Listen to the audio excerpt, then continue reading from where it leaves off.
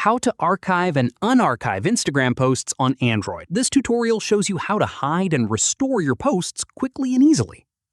First, open the Instagram app on your Android device. After that, tap on your profile icon at the bottom right of the screen. From there, scroll through your posts and find the one you want to archive. At this point, tap on the post to open it. Let me show you.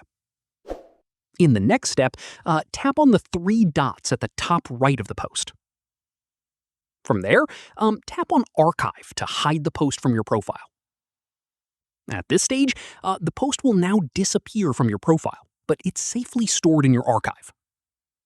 Following this, to access your archived posts, go back to your profile and tap on the three lines at the top right.